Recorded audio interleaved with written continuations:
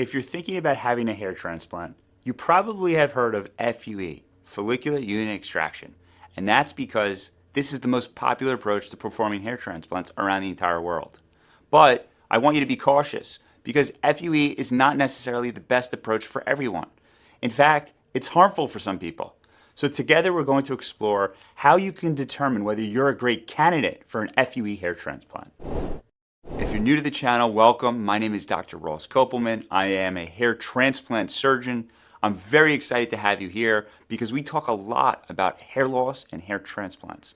So hit that subscribe button and let's get started. So what is FUE all about? Well, actually, it's quite simple. We use very small punches to remove individual hair follicles from the back of the scalp. We call these follicular units. We take hairs that are 1s, 2s, 3s, and 4s. Now we take hair from the back of the scalp because the hair in the back of our scalp is less sensitive to a hormone known as DHT, dihydrotestosterone. Now the hair in the front of the scalp falls out more frequently because it's very sensitive to DHT, but we can take hair from the back that's less sensitive to DHT and transplant it to the front. The back of the scalp is the main source of where we get hair from because there's a lot of hair back here that we can take without causing any complications in terms of see-through in the back of your scalp. Now, I do have to warn you though that this is not a scarless procedure, and there's a lot of doctors that unfortunately market this as a scarless procedure. It is not, and if they're doing that, they're lying to your face. You can get hypopigmentation from the back of your scalp because of all these little tiny punches. Now in the past, in the 90s, we used hair plugs, and these were 4mm plugs. They're huge in comparison to what we do today. The punch sizes now are 0.85 millimeters to 1 millimeter, and as a result, we can get much better results, much more natural results. And yes, it can look more natural in the back of your scalp, but never think that you're not going to have any little tiny dots in the back of your scalp. That's an impossible ask. The other thing I want to warn you about is you don't want to have too many hair follicles removed on a single day. So a lot of people fly over to Turkey because there's marketing that says you can get 5,000 follicular units performed on an individual day. And as a result, I promise you, you're going to get complications. If you're taking that many hair follicles from the back of your scalp, it's not good. You're going to get all those little white dots, and you're probably taking too many hair follicles. There's a lot of young people that want to go to Turkey because of the price, but I got to caution you, you should think twice. Now, usually when we perform a strip technique, the FUT technique, which I made an entire video about and I encourage you to check out, we take it from the safe donor area. But when we perform FUE, we have more flexibility to take from a wider region.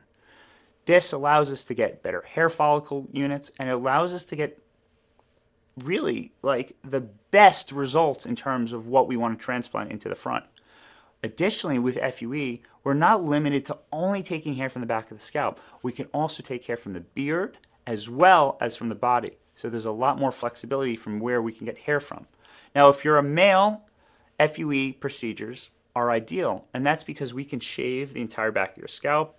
Men are not really too concerned about when we do that.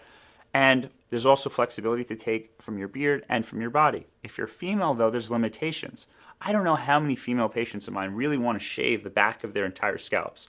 Yes, we do perform FUE on women, but we do smaller cases. We only take a couple hundred follicular units if we're doing FUE because we're only going to take a strip area and take those units out and then have the hair camouflage.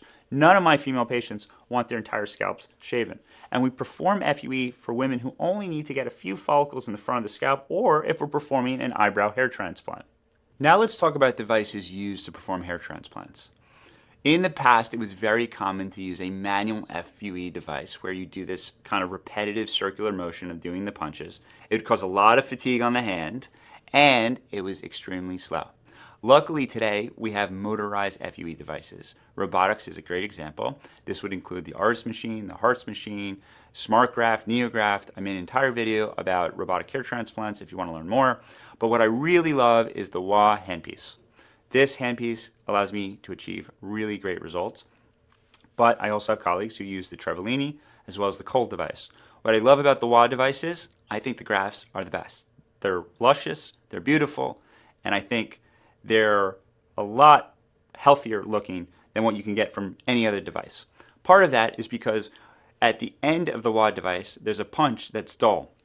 So the extraction is really easy, and there's an oscillation mode that also makes it really easy to take grafts out from the back of the scalp or wherever we use the device, whether it's on the body or on the beard. Now, I do want to warn you, if you're thinking about getting a FUE hair transplant and someone is offering you the NeoGraft or the SmartGraft, you should be aware that commonly those devices are not owned by the doctors. It's usually a team of technicians that come into an office to perform the surgery. I personally do not know any hair surgeons that own or work with either one of these devices. So be cautious, and I really would suggest that you consider going to someone who has either a WA or a Travellini or a Cole device or possibly a robotic device. There are really 4 different ways to prepare the scalp for an FUE hair transplant. Number 1, long hair FUE. This is where we keep the hair long, we don't shave the back of the scalp, and we individually remove these hair follicles and we transplant them to the front. The benefit is we see the results immediately. The downside is that it takes longer to take these individual follicular units. The next option is to just create a band in the back of the scalp. And then from that band, we take the follicular units. This is ideal if you're a female because you can then camouflage this with your hair. There's then the option of having multiple bands. And this would allow, again, a camouflage-like effect to cover all the bands in the back of the scalp. And finally, my preferred method, specifically for male patients, is to shave the entire back of the scalp because this allows me to have complete visibility. It allows me to pick areas where I want to take follicular units. It allows me to not just take from one region, because if I take from one region, I might over-harvest and I might cause a see-through impact in the back of the scalp. It's better that I'm able to take follicular units from a wider range to cause less complications in the back of your scalp.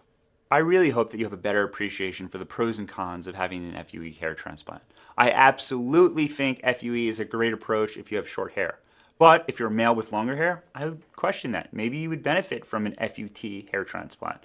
And with females, I don't think FUE should be at the top of the list. I think it's great if you're doing a smaller case, but not doing a much larger case, because I really don't know any female patients that want to shave the entire back of their scalps. Additionally, you now have an appreciation for the fact that this is not a scarless procedure. You can get these micro hypopigmented circular areas in the back of your scalp from an FUE procedure. With that said, I do believe FUE is a great approach to performing hair transplants. I love performing FUE hair transplants. If you have any questions that I've not addressed about FUE, please leave them in the comments below. Hit that notification button so you can be alerted when we drop new videos. Hit the subscribe button if you have not already. And as always, I'm here on your journey to help you address your hair loss.